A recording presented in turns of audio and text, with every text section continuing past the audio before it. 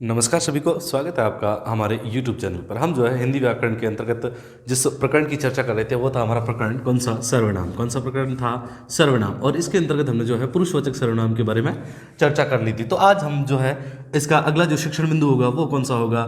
दूसरा जो है निश्चयवाचक सर्वनाम। कौन सा? निश्चयवाचक सर्वनाम। यह सर्वनाम शब्द क्या करते हैं ना, निश्चयवाचक सर्वनाम। कौन सा होगा? निश्चयवाचक। यानी कि वे सर्वनाम शब्द क्या है? वे सर्वनाम शब्द जो, वे सर्वनाम शब्द जो क्या करते हैं, जो किसी निश्चित वस्तु की ओर, है ना, जो किसी निश्चित, जो क्या करते हैं, किसी निश्चित वस्तु या स्थान की ओर संकेत करते हैं। जो किसी निश्चित वस्तु स्थान की ओर संकेत करते हैं, स्थान की ओर संकेत करते हैं। किसी निश्चित, है ना, किसी निश्चित वस्तु अथवा स्थान की ओर संकेत करते हैं, उनको क्या कहते हैं? निश्चयवाचक। उनको क्या कहा जाता है? संकेत करते हैं, उनको निश्चयवाचक सर्वनाम कहा जाता है। जैसे कि कोई भी जो वस्तु होगी, वस्तु या स्थान जो निश्चित होगा, निश्चित जो वस्तु या स्थान है उसकी ओर संकेत करने वाले जो शब्द होते हैं उन्हीं को हम क्या कहते हैं? निश्चयवाचक सर्वनाम कहते हैं। जैसे इसके अंतर्गत आने वाले जो शब्द है वो कौन से है? यह, कौन से है? यह, वह, यह, वह, ये, यह, वह, ये, वे, वो, है ना। ये जो शब्द आते हैं ये किसके अंतर्गत आते हैं? यह आएंगे निश्चयवाचक सर्वनाम के अंतर्गत आएंगे। जैसे कैसे होगा? मैंने जो है पहले भी आपको बताया था कि ये जो शब्द है यह काफी विशेष है। यह जो है हम किस में चले थे? अपने जो कर रहे थे, कौन सा, जो अपन ने अन्य पुरुष सर्वनाम पढ़ा था उसके अंतर्गत भी यह शब्द पढ़े थे कि यह, वह, ये, वे, वो। तो यही के यही शब्द जो है वो कहां पर आ गए? निश्चयवाचक सर्वनाम में वापिस आ गए।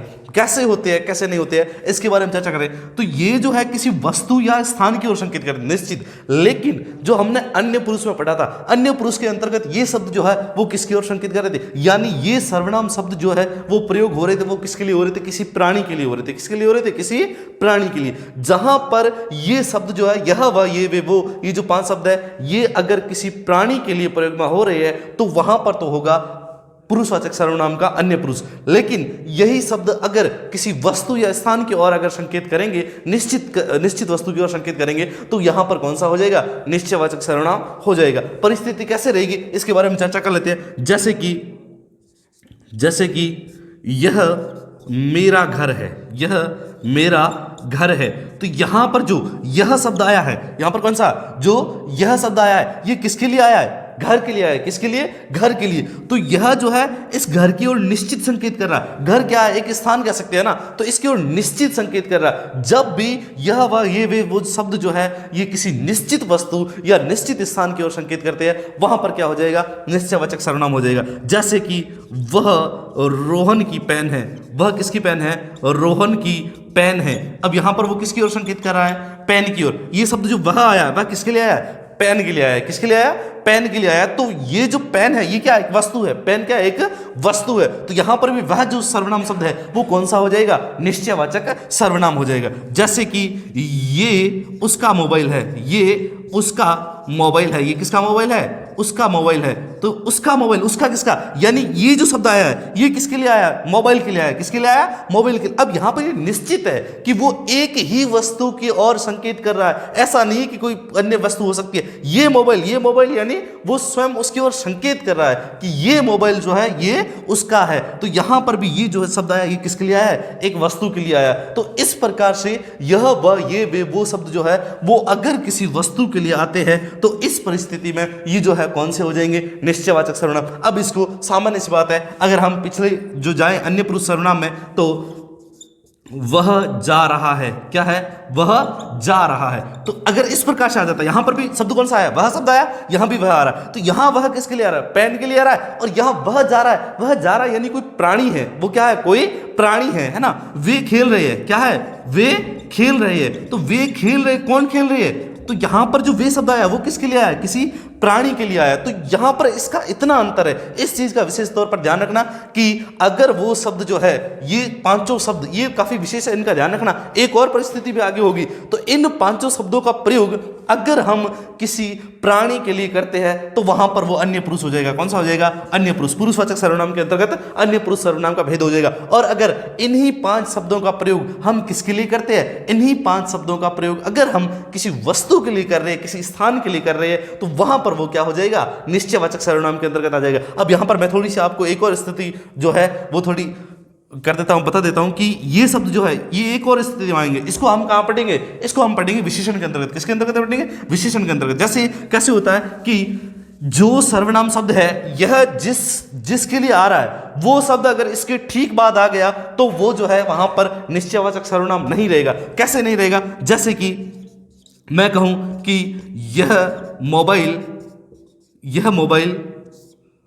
अच्छा है, यह मोबाइल अच्छा है। अब तो यहां पर जो यह शब्द है ये किसके लिए आया? मोबाइल के लिए आया। किसके लिए आया? मोबाइल के लिए। तो ये शब्द जो मोबाइल के लिए आया है, लेकिन ये शब्द जो है वो जिसके लिए आ रहा है, जिस वस्तु के लिए आ रहा है, वो वस्तु अगर इसके ठीक बाद में लिख दी जाए तो यहां पर यह जो है यह निश्चयवाचक सर्वनाम नहीं रहेगा।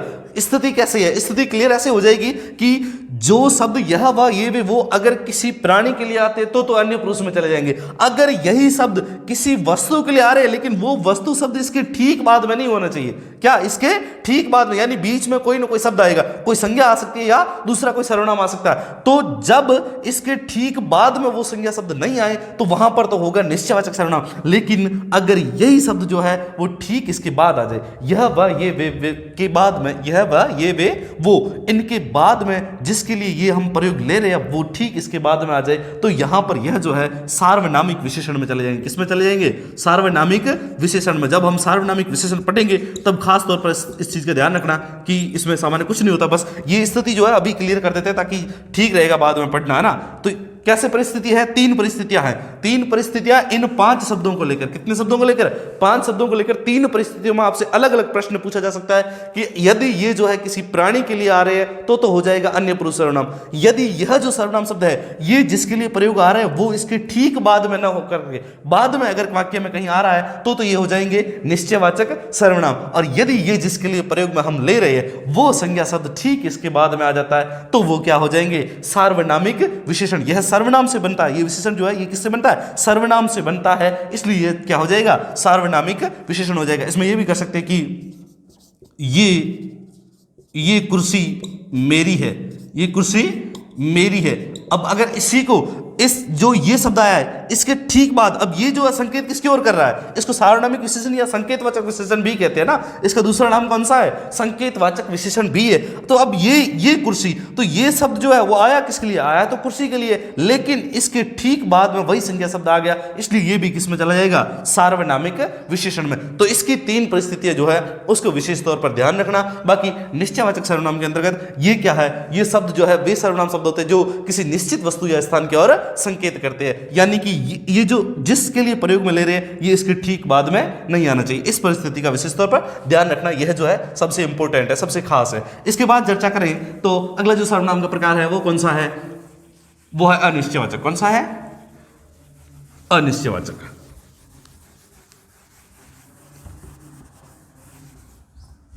इसमें कैसे होगा कि तीसरा प्रकार अनिश्चयवाचक सर्वनाम। कौन सा? अनिश्चयवाचक सर्वनाम।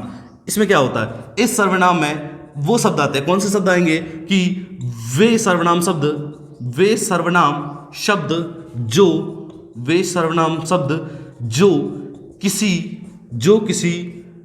जो किसी की और संकेत तो करते हैं, जो किसी की और संकेत तो करते हैं परंतु निश्चित नहीं होता। संकेत तो करते हैं परंतु निश्चित नहीं होता, यानी ये तो बताते हैं कि किसी न किसी के लिए आ रहे हैं, है ना। ये सर्वनाम शब्द किसी न किसी के लिए प्रयोग तो हो रहे हैं लेकिन निश्चित नहीं होता कि किसके लिए हो रहा है ना। इन सर्वनाम शब्दों का प्रयोग जो है वो निश्चित नहीं होता है ना, लेकिन परंतु निश्चित नहीं होता कि किसके लिए प्रयोग है ना, कि इसमें कोई निश्चित नहीं होता। तो वो जो सर्वनाम शब्द हम प्रयोग में ले रहे हैं वो कौन सी संज्ञा के लिए आ रहे हैं यह निश्चय इसमें नहीं कर पाते। कैसे होता है? इसमें जो है सिर्फ 2 शब्द आते हैं। इसमें कौन से शब्द आते हैं? 2 शब्द आते हैं, एक तो कोई और एक होता है कुछ। एक तो कोई और एक कुछ, दो सर्वनाम शब्द जो है वो अनिश्चयवाचक सर्वनाम के अंतर्गत आएंगे। अब यहां कैसे आएंगे कि जैसे कोई जा रहा है, कोई जा रहा है। अब यहां पर ये सर्वनाम शब्द आया है कोई, क्या आया कोई, यानी कि यह सर्वनाम शब्द प्रयोग हुआ, इसका मतलब हुआ तो किसी संज्ञा की जगह है ना। जा रहा है मतलब वो कुछ भी हो सकता है, प्राणी हो सकता है, कोई ना कोई प्राणी हो सकता है, मान लो कोई जानवर हो सकता है, कोई इंसान हो सकता है। तो कोई जा रहा है, अब जा तो रहा है, ये आया तो सर्वनाम है, संकेत तो कर रहा है, लेकिन कौन जा रहा है ये हमें पता नहीं है ना, जा कौन रहा है ना। कोई जा रहा है, कोई का अर्थ जो है कोई निश्चित अर्थ नहीं होता, वो निश्चित संकेत नहीं कर रहा, इसलिए इसको कौन से सर्वनाम कहते हैं, अनिश्चयवाचक सर्वनाम। जैसे कि कोई बुला रहा है, कोई बुला रहा है, अब आवाज आ रही है वहां से, है ना, तो ये सर्वनाम शब्द तो हो गया कि किसी प्राणी के लिए आया है। कोई बुला रहा, अब वो निश्चित नहीं हो पा रहा है कि बुला कौन रहा है, तो इसमें भी दो परिस्थितियां होती है। कोई शब्द जो है वो सजीव के लिए, कोई शब्द किसके लिए, सजीव प्राणियों के लिए प्रयोग में होता है, और कुछ शब्द जो है वो वस्तु के लिए, कुछ शब्द किसके लिए, वस्तु के लिए ना। सजीव प्राणियों के लिए जो हम शब्द प्रयोग में लेंगे, जो सर्वनाम शब्द, वो तो होगा कोई, और जो वस्तु के लिए या फिर निर्जीव चीजों के लिए जो हम प्रयोग में लेंगे वो कौन सा होगा, कुछ। जैसे कि दाल में कुछ है, दाल में कुछ है।